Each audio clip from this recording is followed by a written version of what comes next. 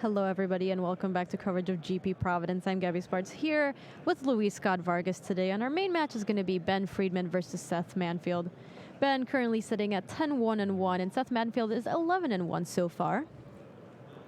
And we saw Seth close out the day yesterday with his black-green control deck. This is definitely the higher curve Delirium deck that has a more robust late game. Whereas Ben Friedman is playing the Mardu vehicles, a more aggressive version of the deck, and splashing black for a Scrap Heap Scrounger. I actually saw Ben get a lot of value against Alexander Haynes' 4-color control deck with this one Scrap Heap Scrounger got brought back like 3 times. And it looks like Ben has managed to acquire a Seth Manfield platinum card before the start of the match. So just a nice little bonus there, getting some value at the 10-1-1 bracket. It looks like Grimflayer coming down for Seth Manfield, and we're going to see a pass back to Ben. Looks like Ben has a nice follow-up here of playing Oliver 2. It's actually a clue. More like Oliver Clue. Bam. Nah, that wasn't good. It was like a C. It was the best I could assemble on short notice. But you always assemble them with a very short notice. That is also true. One problem that Ben may have going a little later in this game is that you notice that he's played Ether Hub as his first 2 lands. He's out of energy now, and he may not have any primary white sources. This rules out him having Plains or Inspiring Vantage. So I think that Seth is aware that Ben may not be able to play white spells more easily, even though Ben does have a Mountain lurking in his hand. All right, so Grimflayer gets to connect here. This does allow Seth to take a look at the top 3 and start viewing Delirium / sculpting his draws. Anytime you hit with Grimflayer, you feel so good. Yeah, it feels great. Like, it just sets your draws up so nicely and gets you so much closer to just making all the rest of your cards good. Because not only does the Grimflayer itself have Delirium, like Traverse the Ovenwald getting Delirium, Ishkana getting Delirium, Seth's deck just works so much better when it has 5 or 6 cards in its graveyard. Yeah, and it looks like Seth was able to discard 2 things there to Grimflayer and keep another card on top. Liliana's going to be able to finish off that Toolcraft Exemplar. And, okay, Ben's been able to find a Mountain off the top. And it looks like Cultivator's Caravan provides white sources for that Thraben Inspector. So looks like Ben Friedman's mana issues are starting to come down under control. Yeah, Cultivator's Caravan does a lot in this deck. It makes it so you can cast your spells very easily, and it's not that hard to crew. I think Cultivator's Caravan is a card we're going to see played fairly frequently going forward in the standard. It's a very powerful card, and Li Shitian making top 8 with his 4-color vehicles deck, I think demonstrated the power of it.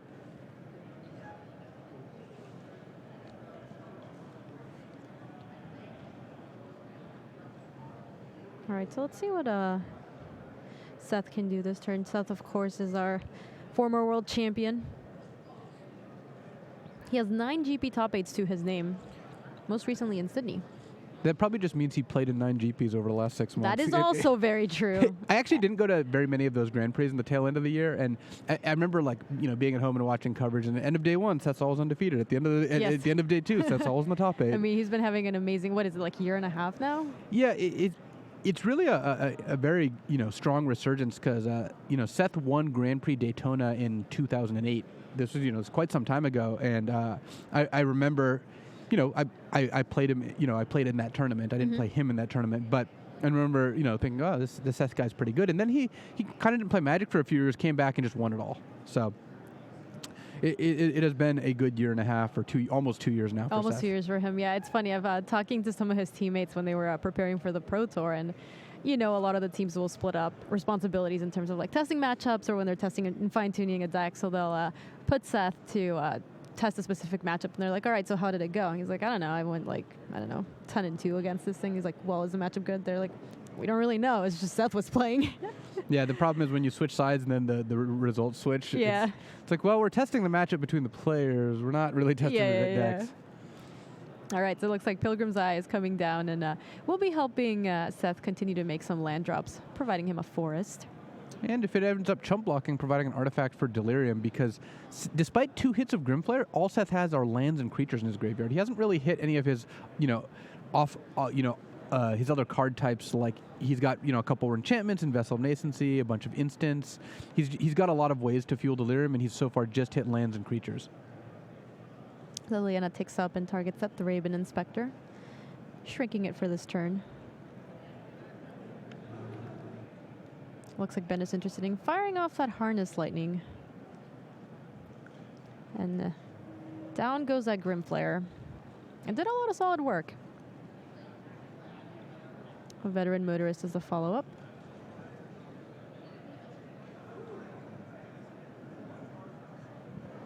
So choices are a Concealed Courtyard and the Depala, which Depala's going to stay on top and the Courtyard's going to go to the bottom.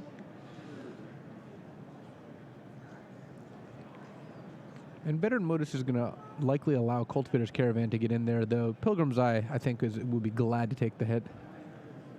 All right, so here we go. Cultivator's Caravan attempting to attack this Liliana. Also, the Inspector's getting in there. And it looks like the Pilgrim's Eye decided takes one for the team, protects that Liliana. So Liliana only drops to 3 on this attack. We're going to see a pass back to Seth after that. Getting an important update about Seth's Magic career. All right. Apparently he beat Brandon Nelson in the top 8 of Grand Prix Kansas City when only the top 4 qualified for the Pro Tour. I suspect Brandon remembers that. Yes, I'm sure he does. Enough to inform me of the fact. There you go. Yeah, that is a rough beat. There was a while where only the top 4 of the Grand Prix qualified. I'm glad we are back in the world where the top 8 qualify. Yeah, I think that definitely makes a lot of sense. It's a very good change.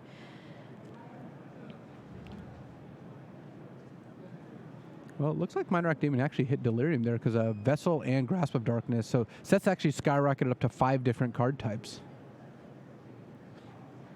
Wow, and it's so rough to play Dex with X once against Liliana because the Liliana is just able to shoot down that Veteran Motorist. Yeah, Veteran Motorist was a sorcery that scryed too and activated the Caravan. Yeah, it feels bad. Oh, and it looks like this Traverse the Ulven Wall, this time with Delirium, will be able to fetch whatever Seth wants out of his deck. And it looks like what he wants is an Emrakul, the Promised End. So Seth, sorcery being the 6th type, so we have instant, sorcery, land, creature, artifact, and enchantment. Decent chance Liliana actually heads to the graveyard too. So actually, Ben is in a spot where if he attacks Liliana and Seth just lets her die and then untaps and plays a 6th land, he could play an Emrakul. That's called being between a rock and a hard place. Let's see what Ben decides to do. I miss Wingmate Rock not being in standard because I was able to use that expression a lot more.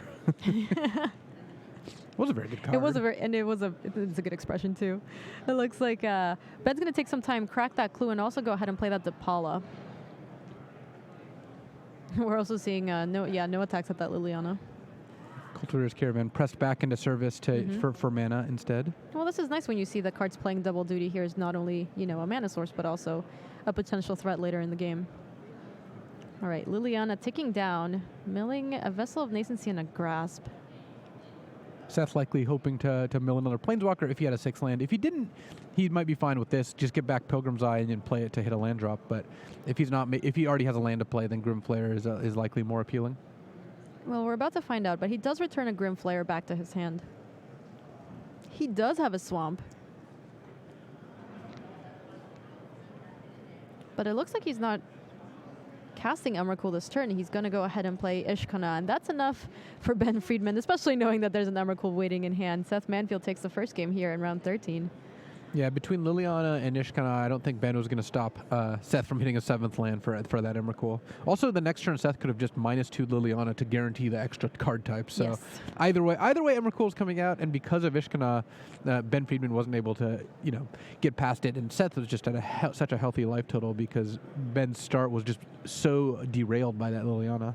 Do you think that there's anything Ben can do to kind of shore up the disadvantage that he gets against playing against Liliana is so difficult for him? The problem is, despite Liliana being especially effective against the deck list that Ben's playing, killing Veteran Motorist and Toolcraft Exemplar, there's not a whole lot that Ben can do about that. He just can't side out his good 1 toughness creatures very easily. Mm-hmm.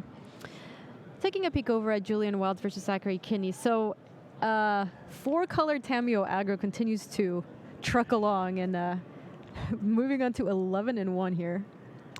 Playing against the last undefeated in the tournament, Zachary Kine with blue-white flash, and we saw Zachary defeat Andrew Cuneo last turn, and I don't think it takes a mind reader to suspect that Archangel Avacyn may be coming out this turn. The good thing about the Blue White Flash deck, it has a lot of instants, it has a lot of flash cards, and cards like Spell Queller and Stasis Snare do conceal Avacyn to some degree, but if I'm Julian, I'm very worried about the Archangel coming down and devouring my attacks if I send my creatures in. So we'll see what Julian decides to do for this turn. He's going to kick things off by playing a Forest and Verger's Gearhulk. Going to be bolstering the rest of his team. And that could make his creatures big enough, so now even if Zachary does have an Avacyn, she can't kill either of Julian's creatures. So Julian gets a pretty solid attack in here. What actually Zachary can do is play Avacyn, indestructible trigger on the stack, crew the Copter, becomes indestructible, then block one of the creatures for a loot. Yep. Always getting that value. All right, so here you see Archangel Avacyn. We just see it at the end of the turn. So it looks like Julian decided to not attack. This does give Zachary a window to resolve a Gideon. And Zachary playing a deck called Flash, also playing as if he was the Flash. Indeed. It was about 5 seconds, and Avacyn came down, 6 lands were tapped, 2 more cards came down. Watching his match against Andrew Cunha was a pleasure because both players are just playing so fast and they know exactly what they're doing. It looks like a turbo match, but it's not. I will never complain about matches of Magic going faster.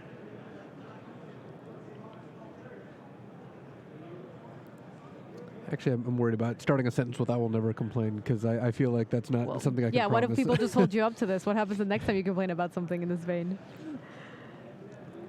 We're going to see a turn back to Julian. Let's see what he can assemble here. The Selfless Spirit also added to Zachary's side of the battlefield. Selfless Spirit does make combat a lot more difficult. If Julian attacks with all of his creatures, then Zachary, has a lot of different options here with like crewing Copter, like putting Selfless Spirit on Reflector Mage, and that's like double or triple blocking the Gearhulk, sacking Selfless Spirit, and then the Gearhulk goes down. The other problem is if Selfless Spirit gets sacrificed, Avacyn does end up flipping. Though currently Julian doesn't have any creatures that die to a flipped Avacyn the Purifier, which is an advantage for him. Mm-hmm. So it looks like Julian decides that this Gideon on the battlefield is a problem, so Verger's Gearhulk is going to be attacking it. Now it's time for Zachary to decide what he wants to do. It looks like Selfless Spirit is going to be crewing that Copter, and all the creatures are going to block that Gearhulk. He also gets to loot, thanks to that Smuggler's Copter. Technically, Julian orders creatures first. I guess they did it at the same time. They're taking a shortcut there. Unsurprisingly, Avacyn gets ordered first. All right, so Avacyn goes down, and the other creatures live to see another day. Interesting. So Zachary chose not to sacrifice Selfless Spirit, potentially out of respect for Harness Lightning. So Julian passed there. If Zach sacrifices Selfless Spirit, and Julian has Harness Lightning to kill Avacyn in response, then that might not work out as well. But no, the Gearhulk would still go down though. So it was just more like what Julian or what Zachary thinks will be more valuable later in the game. And it looks like Zachary's content to continue just cranking out these Night Soldiers. And Julian has that Woodland Wanderer make an appearance. We've seen this a couple times before. This creature is big. Yeah, we saw Julian assemble 2 of them against John Stern and attack with a pair of 6/6 Woodland Wanderers, which then became 8/8s after a Gearhulk came down. Yeah, and this is kind of the only deck that really wants to play a card like this, but we've seen it do good work so far in the feature match area. One thing that Zachary might be interested in doing is summoning Ormondal off of that Westvale Abbey, because it's possible that Julian just doesn't have a good answer to it. Reflector Mage, can stop Ormondal, and we've already seen one in play there, but the Ormondal coming out into turn and getting a big hit in is something that Julian has to worry about. Do you think he's in a position where he might be wanting to do that soon, or is he just happy to continue cranking out Knights with Gideon and take some time? I think he's a few turns away at best, but we'll see if it even comes down to that. No, it looks like Zachary has found a replacement Avacyn coming into the battlefield. That Selfless Spirit's going to crew that Smuggler's Copter. Now we're going to see some blocks. Yeah, and this is not great for Julian. At the very least, Woodland Wanderer is going down, and Gideon's not even dying because of the Smuggler's Copter and the Knight jumping in front of the Spell Queller and Reflector Mage. Zachary gets to loot thanks to that Smuggler's Copter. Finds a negate and decides he also doesn't want that negate, so he's going to go ahead and discard it. And yeah, Gideon still sitting safely there behind an army of creatures. Yeah, the trade of Avacyn or Gearhulk for nothing is not a great trade, thanks to Avacyn. All right, Whirler Virtuoso coming down for Julian Wilds. Yeah, you needed to tap technically differently, but I guess you could cast both his spells that way anyway, so. It looks like a Long Tusk Cup also gets added to the battlefield. Zachary with 2 relevant cards in hand, both Stasis Snare and Reflector Mage.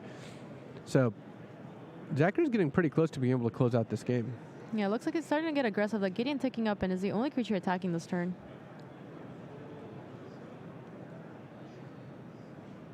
It looks like Reflector Mage returning that Spell Queller. And once you Reflector Mage a Spell Queller, you have kind of committed to not running spells into it. Julian can't cast it on his turn because it hasn't been Zachary's turn yet again. So Zachary does get to cast Stasis Snare without fear of Spell Queller, but I would expect Zachary to cast it this turn because if he waits, it will get quelled later. I also like that Zachary has found a solution to not having enough cards in hand to flick by just picking up a flick of pro player cards to flick. I'm a fan. I can dig it. A Voltaic Brawler getting added to the battlefield over for Julian. Let's see if there's anything else he wants to do this turn.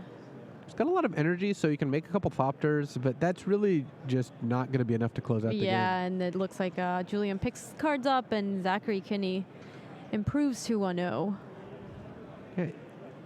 Zachary's 1 game away from being locked for top 8. If he's 13-0, he's going to make top 8. You think he'll be locked in? Yeah. Yeah, that's very impressive. He's on an amazing run. Let's move over back to our main match and see what's going on between Ben Friedman and Seth Manfield. Seth, one last game, and Ben Friedman will presumably be on the play here. We're going to see Mardu Vehicles versus Black Green Delirium, and Ben off with a very good start here. A Thraben Inspector plus a clue. Is it fair that Ben has 3 permanents in play on turn 1? I mean, is he playing Affinity? Yeah. I wonder if Thraben Inspector is good enough for Affinity. Probably not. Probably not. If it costs 1 colorless, now we'd be talking. Looks like Seth is going to traverse the Ulvenwald, and this is going to help him find a swamp. Thraben Inspector did not like my joke. Yeah, I was going to say, it looks pretty upset. Is somewhat insulted at you questioning its ability to... Luckily, the card viewer switched to Traverse the Ulvenwald. It's much less judgmental. A Toolcraft Exemplar is a follow-up, and Ben not using his mana particularly well this turn. No, if he had another white source, I think he has another Thraben Inspector, but the vehicles deck, it is like a 2.5 color deck. It's basically splashing black, and it's still, it's like one untapped dual land short of having great mana. It still just plays 6 mountains and 4 plains, so you're just going to have draws like this where you don't get to play all your cards. All right, so Transgress the Mind, being able to take a look at Ben's hand, it looks like there's an Unlicensed Disintegration is the only card that can be taken here. And speaking of bad mana, Ben has a Transgress the Mind as well. He's unable to cast right now. But speaking of great cards. And there you go. There's a Smuggler's. Of great cards? We weren't even talking about cards. Look, that was like a decent segue. Okay. It really wasn't, but there's a Smuggler's Copter. That card's great. Wow, look at this. Now we're going to move back to Seth Manfield. Let's see what he can do. Can I explain why this is great? It's because it's a 2-mana 3/3 flyer that lets you improve your card quality. What's the drawback? You do have to crew it. All right. All right. So looking at these players post-board, Luis, what do you think, who do you think improves more going post-board?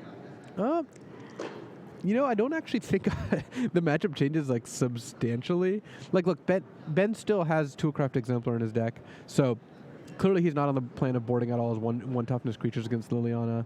Seth gets to board in some Flaying Tendrils, but those just aren't that effective against, like Vehicles or Depala. So both players are getting like minor upgrades. Like Transgress the Mind is a fine card. If Ben could cast it, I'm sure he'd be satisfied with the results. But he's just unable to cast it here, so it's not even looking that great. Basically, players are getting incremental value, but they're not advancing that much. All right, so it looks like that Ether Hub will allow Ben to use 1 black mana for 1 turn here, and take a look and see what's going on over in Seth's hand. And it's actually a really good turn for that. I take back everything I said about Transgress, because if Seth has a Murder in hand, now Ben can Transgress and make sure his Copter isn't a creature until after he looks at Seth's hand and potentially takes Murder. All right, and it looks like this might force some action from Seth. Ben's ready to bin a creature. Well, he's ready to bin Thraben Inspector, which I suspect is ambitious. Oh, Appetite for the Unnatural is actually going to bin that Smuggler's Copter, so I guess no animation needed here. Yeah, that was pretty good for sideboard Seth. technology. All right, so it looks like a couple of options here. He's brought in Natural State against Ben. Looks like there's 2 Lilianas, a Grasp of Darkness, and a Deadweight. Liliana being actually the only legal choice, but Seth's hand is great. It's And just all removal spells. It's also so bad to take the one Liliana and then you just leave Seth with the other Liliana. Yeah, the backup Liliana is not even that much of a card. All right, I'm back in the camp of Transgress being medium. You had a good run, Transgress. It lasted for about half a turn. Oh, yeah. Because next turn, Seth can Liliana down Toolcraft Exemplar, and the 2 Thraben Inspectors can't even kill Liliana.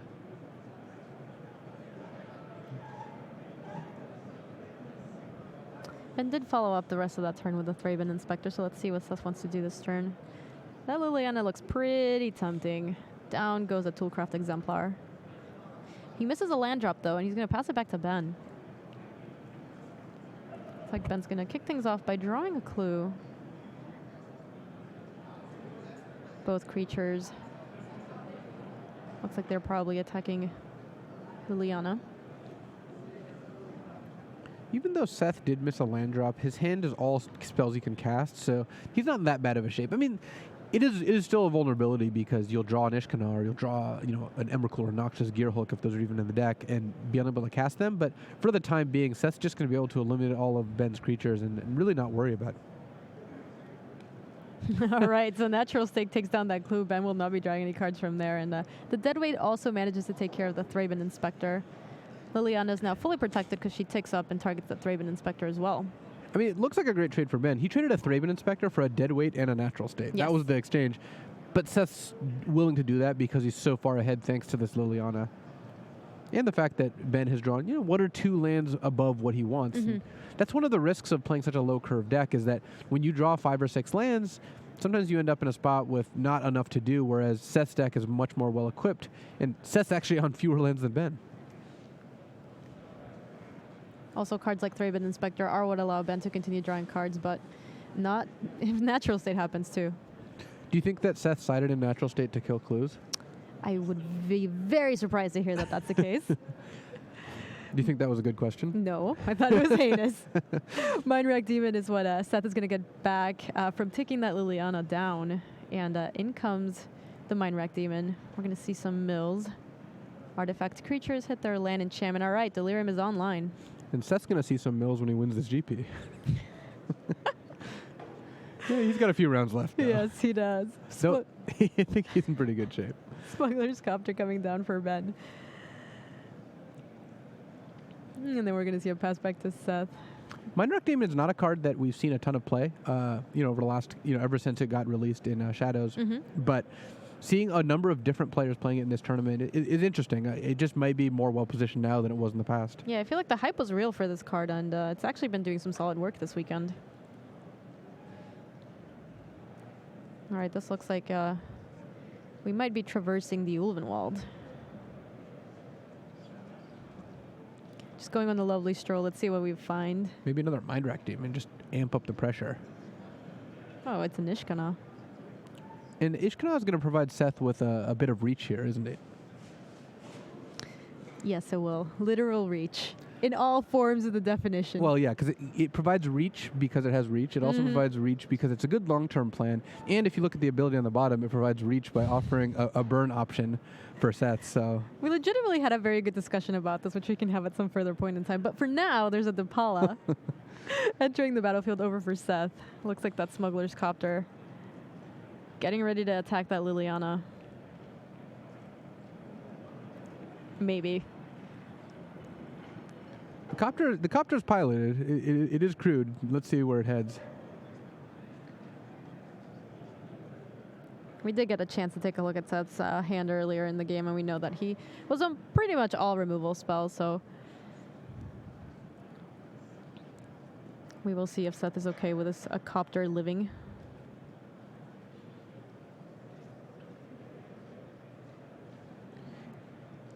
Seth verifying that DePaula does not let Copter survive a grasp of darkness. Also, normally you would see Seth kill the Copter before attacks, but maybe because Ben had no cards in hand, he didn't mind the loot ability. The Scrap Heap Scrounger is a card you want in your graveyard, so Ben doesn't even get value looting with no cards in hand. Mm-hmm. Basically, the answer is you should always loot, even when you have no cards in hand. All right, so it looks like Seth might be firing off this Grasp of Darkness. Down goes the Copter, and Liliana gets to see another day.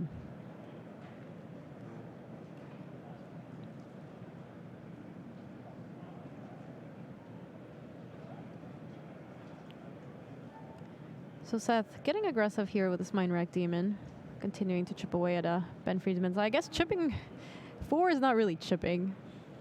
Yeah, and you normally, we've seen Seth play a number of matches with this deck so far, and it's quite a controlling deck. We've seen him not trade, 4 damage for 1 or 2 damage. So Seth attacking here really signifies that he feels secure in his position. Yeah, especially after casting an Ishkana and sitting behind this wall of spiders.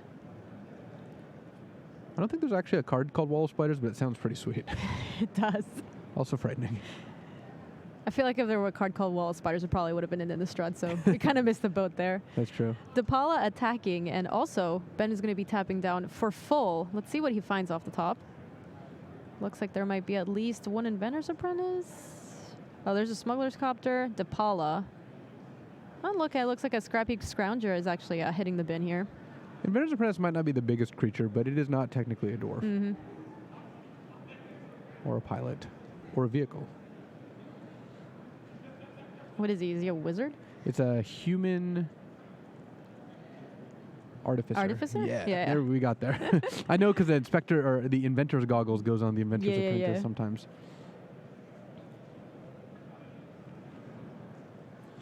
Unfortunately, that DePaula was pretty much a card draw engine, as it does run into a wall of spiders and quickly dies. Yeah, Ben had to be feeling pretty desperate to basically sacrifice DePaula and his turn to try to draw a bunch of cards. And you ends up, tapping out, losing a creature, and putting himself really far behind. He just had to hope to hit like 3 or 4 cards here. I mean, he did manage to hit 2, and including a replacement DePaula, but he is very far behind facing this board of demons and spiders, and active Liliana as well. Oh, did Ben put the cards in his graveyard? They're supposed to go to the bottom of the library. I couldn't tell, but it looks like some people are saying that he... I suspect it's going to be immaterial since Seth's about a turn away from winning this game, but that is something to check on. It looks like Grapple with a Pass is going to be returning another Mind Rack Demon for Seth.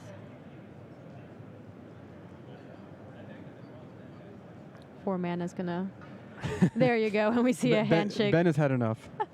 And Seth Manfield moves on to 12-1 here, around 13 at GP Providence.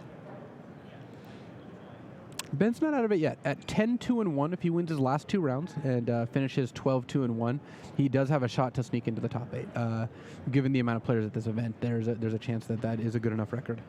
It's rough for him. It's when you're playing a deck like Vehicles and your opponent plays Ishkana, you're like, all right. Yeah.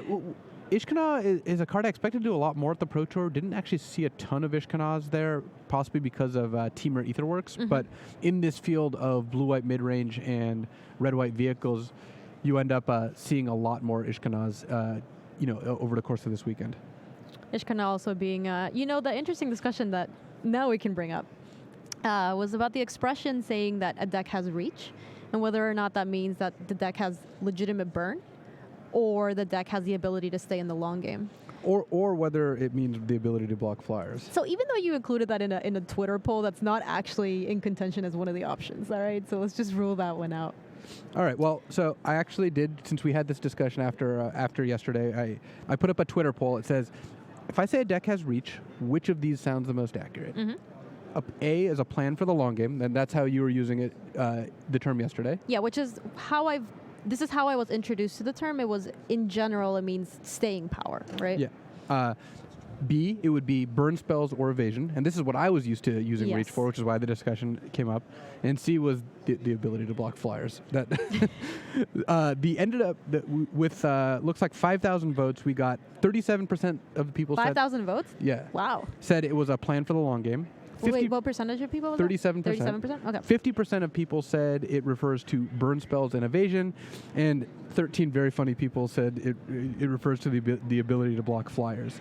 So it seems like more people were in the camp of it meaning burn spells or evasion, but 37% versus 50% indicates to me that it's not nearly as unanimous as I thought it was going to be. Well, the term has changed. The interesting thing is that it seems like a lot of the people who are very much almost firmly in the camp of it's burn are like players that have been playing for a little bit of longer time, and the term was coined way back in the day, and that's how it's been used. And it seems like a lot of newer players seem to have the impression that it's just staying power for the deck in general. So it's interesting to see that the term definitely started there, but it has seemed to evolve through the years. Yeah, and part of the discussion that that kind of sparked on Twitter, I remember speaking with Sam Black in particular, was whether it's better to have more dynamic, fluid language, like with their abilities, words change over time based on their common definition, or whether it's worth keeping the original definition because it is more precise. It is a more narrow definition. Burn and evasion is narrower than the ability to go to a long game, because that's kind of like a subset of the ability to go to a long game. It's a plan to finish the game. Right. Under one of the definitions, when I say that a deck has, like if I'm saying that a deck has reach, I don't necessarily mean that it doesn't have burn. It's just a wider bucket, correct? Yeah. So there was no conclusion on this discussion in the sense that I don't think that we're ever going to be unanimous on the term one way or the other. The fact that most people who have learned the term more recently assume it means kind of like a long game plan for like basically what kind of long game plan more aggressive decks have versus literally burn and evasion indicates to me that that's going to become the more popular version as time goes on, because that's the one that's growing, whereas the original use is declining. But I do think that Sam's best point was that Ishkana provides all three definitions. Yes. What was the other card? Wake Thrasher? Cloud Thresher. Cloud Thresher. Yes, that is a much older card. For anyone at home, what does that card do? It is 2 colorless and 4 green mana, so 6 mana for a 7/7. It has reach. Very important. When it comes into play, it deals 2 damage to each player and each creature with flyers. And you can evoke it for 2 green. All right, so in all senses of the word, this card has burn. I guess Ishkana technically doesn't have burn. It's kind of burn. It fits the definition. Yeah, Ishkana's got burn, reach, and is good in the long game. So this feels like I would like the definition to just be burn and evasion, like actual ways to like kill your opponent. Because you just want to have things your way? No, that's only part of it. No, mostly because I think that is, since it's a narrower definition, it has more meaning. Yeah. But I also think that if it's trending in the other direction, you have to keep an eye on that, and you have to realize that when you're talking, what people are getting out of that, what people are hearing when you're saying the word reach, and it feels like more people are hearing more generic plan for the long game than specific plan for the long game of having burn. Sure. The one thing that I didn't understand in the definition is having evasion, because there's an actual, like, evasion is evasion, right? So why is reach evasion? I think it's more like uninteractable sources of damage, which burn falls under. But then when people started talking about like Smuggler's Copter being reach, that starts to lose me a little bit too. Because like saying a random creature with flying qualifies as reach, then you're saying, well, in some matchups, maybe it does. Like in limited, maybe having a flyer qualifies as a way to close out the game. But it feels like you are expanding that definition. And the more you expand it, the more it just goes to what you said, which is just a plan for the long game. So I think I can expand on what that means. And I understand what you're saying and where you're coming from. But it's a lot of decks, specifically like the very, very fast and aggressive decks, a lot of times they'll play like all 1-drops, right? So you go like 1-drop into 1-drop, 1-drop into 1-drop, 2-drop, bash with everybody, and some sort of anthem, right? And if you made it past turn 5 and you didn't finish the game, or like they had a couple removal spells, or they had a Radiant Flames or something like that, then you just get into this point of the game where you say, like, there's literally nothing I could top deck at this point, because everything that I draw is going to be like a 1 mana 2/1 or something. And I'm just out of this game, right? There's like a 3-drop there that's a 3/3, and I can't ever attack through that. And a card like Smuggler's Copter, what it allows you to do is do something like find and filter through excess lands and excess things that you don't really need, and actually be able to find meaningful threats so that you don't just flood out. Well, one thing I am pretty sure of, neither player is going to be playing cards with reach in this game. Indeed. We might see flyers, and we may even see burn spells, but we won't see literal reach. So we've got game 3 of Zachary Keene against Julian Wilds here. We've seen both these players on camera a number of times based on their records and based on the fact that Julian's got a really sweet 4-color Tameo aggro deck. Indeed, you gotta be rooting for it. We told the story yesterday, but the story about how this deck kind of came about is he started with an Etherworks list that eventually he decided he really wanted to play Tameo because Tameo's sweet, and then he was just like, you know what, I also really want a lot of creatures here. Yeah, he started with Servant of the Conduit, and then maybe added Longtusk Cub, and then Voltaic Brawler, and it's like, actually, let's just take out the Etherworks and the Eldrazi, and let's just play 4-color Tameo aggro. It does look like the Longtusk Cub is going to meet a Stasis Snare, so both players developing their board and making their land drops as well. Let's see if Julian's able to stick a threat this turn.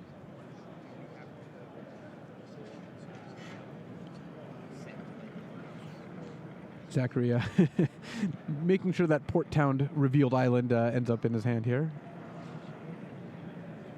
All right, so it looks like Julian just plays an island and passes the turn, so no threats coming down for him.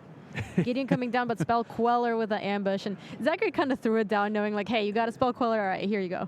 Yeah, I don't even know if it counts as an ambush if Zachary was already just like sliding the Gideon over towards the Spell Queller. I guess ambushes do need to be surprising. What happens if you're playing in a format where there's a 2/1 flash with Death Touch, and it's not very surprising when they always have 2 mana open? Is it still an ambush? It's just a Viper. It's not even an ambush Viper. All right. Looks like Whirler Virtuoso coming down for Julian. And Julian had the ability to play Tameo that turn, but it looks like he wants to just get as many creatures in play as possible before leading with Tameo. The downside is now he has to play Tameo into a bunch of open mana, and that could be dangerous against the blue-white flash deck. Archangel Avacyn is also a card that's really impressed me this weekend. We see it in this blue-white flash deck. Andrew Cunio's playing in his blue-white control deck. Ben Stark's playing it in his Mardu deck. Yes. And Avacyn is just very good at decks that can't remove her during combat. So basically against anything but a black deck or a deck that has Harness Lightning and an excess energy, Avacyn is just going to perform very well. So Julian's going to play an Ether Hub, which will provide him with some energy, and it's going to follow up with his Longtusk Hub. Archangel Avacyn coming in at the end of the turn there for Zachary, and is starting to bash. Let's see if Julian has anything to say about that. Looks like not. And I think we're also going to see the players be more successful who play around cards like Avacyn, Spellcrawler, and Stasis Snare very well. The blue-white flash deck does lose a lot of mileage when your opponent successfully plays around all your different tricks. All right, so it looks like Reflector Mage attempting to come down. It successfully manages to do so. This is going to bounce the Spell Queller, which will allow Zachary to get access back to that Gideon.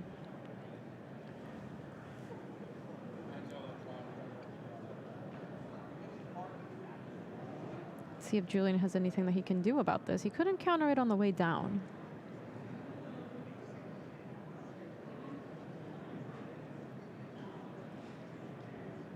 Oh, but he does have a Blossoming Defense, so Blossoming Defense will protect that Spell Queller.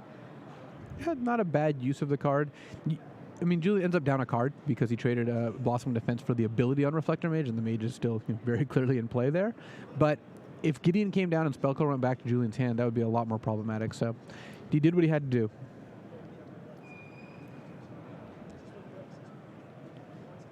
Blossoming Defense, another card that's been very impressive this weekend.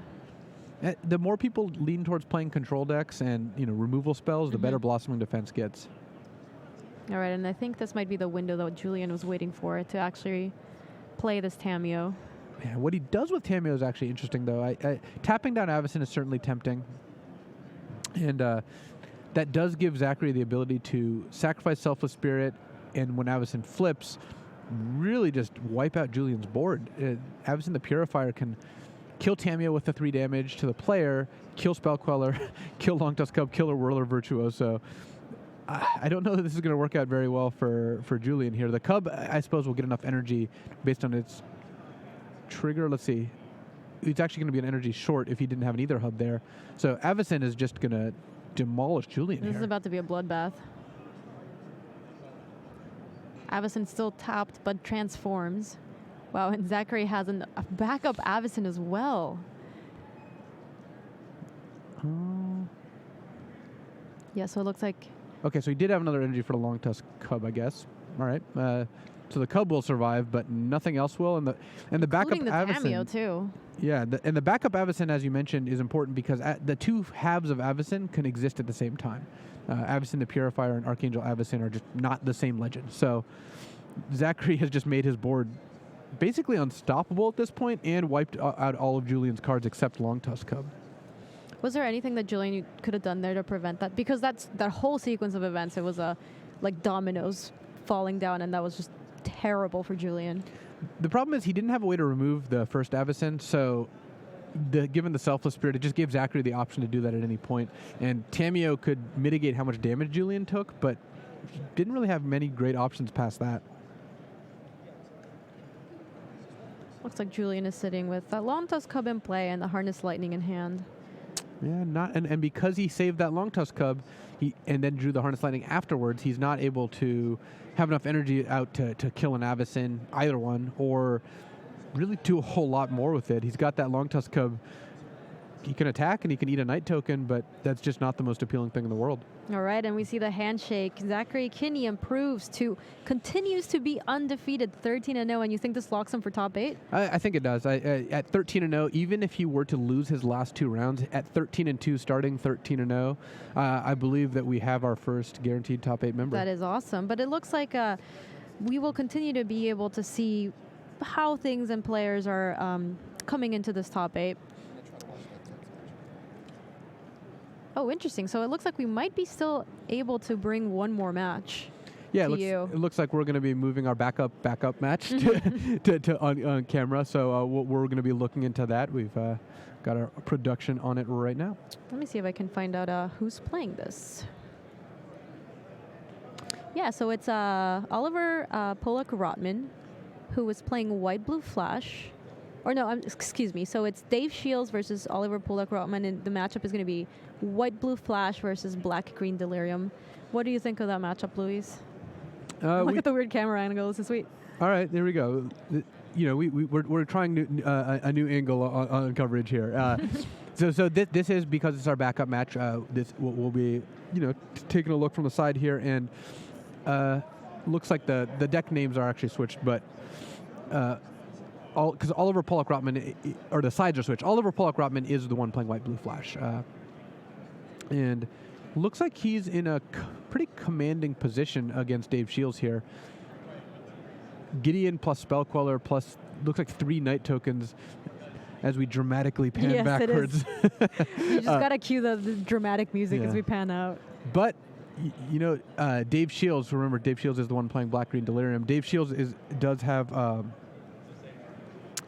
Emrakul, the Promised End, in hand, and looks like he's going to be able to survive long enough to play her.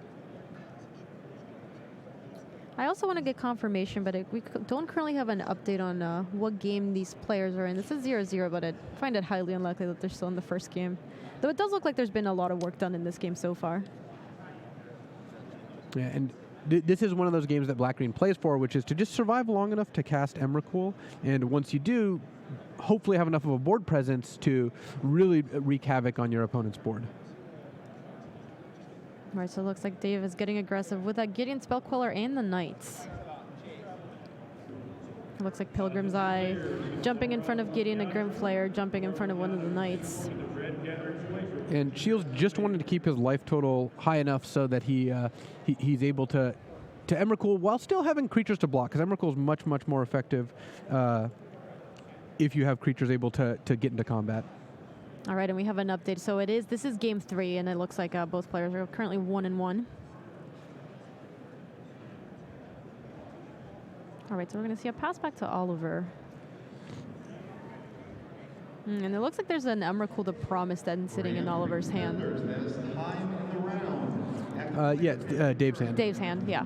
And we're going to see Emrakul this turn. I mean, Dave's counting out his card types, but I find it very implausible that he doesn't have enough card types given that he's got 8 lands in play here.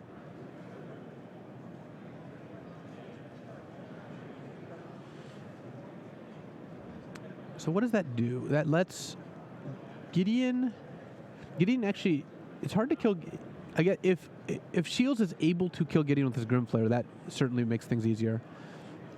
Yeah, and down goes that Gideon. I guess there we go. Because everything else can easily be killed by Dave forcing Oliver to attack Spell Queller into Emrakul and a Night Token into Grimflayer.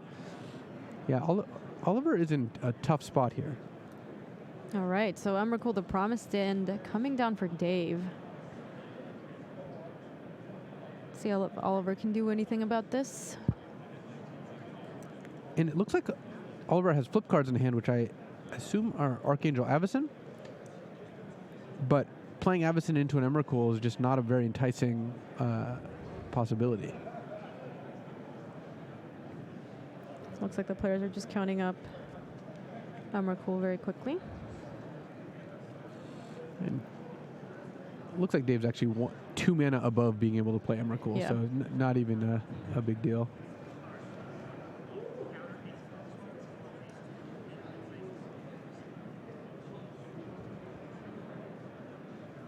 So We need some checklist cards to be able to see what these are, but we will find out momentarily.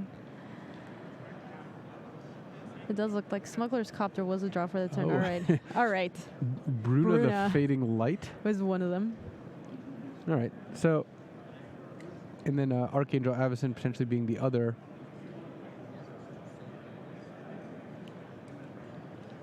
So Bruna can bring back a human or angel, but Dave does not really want Oliver to do that. So, I mean, he could cast her and maybe. It depends what exactly options he has in the graveyard concealed under that Gideon. Regardless, at the end of this turn, Oliver, who's playing blue-white, is not going to have very many creatures in play, and Dave is still going to have the Emrakul and the Grimflayer. So I think this is going to work out pretty well for Dave Shields here. It looks like there might only be a couple counter spells. Maybe another removal spell underneath that Gideon. Yeah, we're getting a hint of maybe a Sky Whaler shot or something. I can't tell what the bottom card is. hard to tell. We did see Scatter to the Winds, though. Not a card we've seen play as much as Void Shatter, but I mean, I'm curious how often Oliver uses the Awaken ability on that. Yeah, there's actually 2 Scatter to the Winds in the graveyard.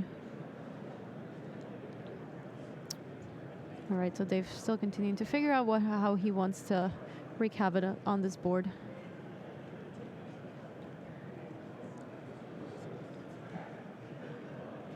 All right, so it looks like the Emrakul might be getting in front of a Spell Queller, and a Grimflayer might be getting in front of that Knight.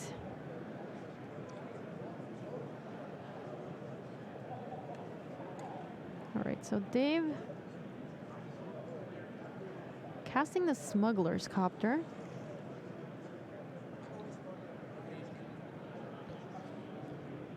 It looks like, yeah, so Emrakul's going to be blocking Spell Queller. The other creature's jumping in front of the Grimflayer. And then this looks like the Spell Queller was hiding a Grasp, which kills the Copter. Which then kills the Crude Copter. So Dave doing a pretty good job of putting Oliver down to very few resources.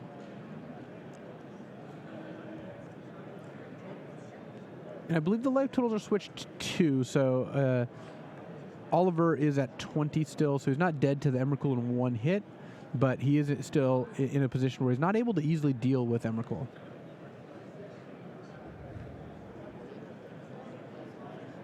It looks like he can't do anything else for this turn, so we're going to see a pass back to Dave. Yeah, and assuming the other checklist card is Archangel Avacyn, Oliver can stop a few damage off playing Archangel to block Emrakul. And it makes it so Dave doesn't really want to attack the Grimflayers unless he has a removal spell, but I think Dave drew a Grasp of Darkness, so I think everything's coming up Dave here. Yeah, it looks like Dave's just counting up to see if he can potentially finish out the game right here, because it looks like this Hissing Quagmire animating, attacking with everybody.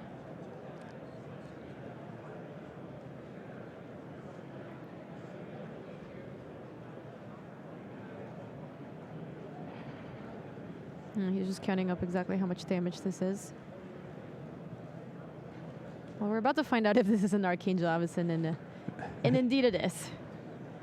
All right, so with Archangel, trigger on, there you go. Grasp of Darkness takes care of that Archangel, and Dave Shields improves to 11-2. And that is the last match that we have here in the feature match area, so that'll do it here, round 13 at GP Providence.